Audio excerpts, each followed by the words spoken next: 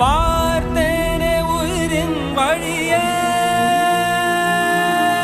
யார் கண்ணும் காணா முகமே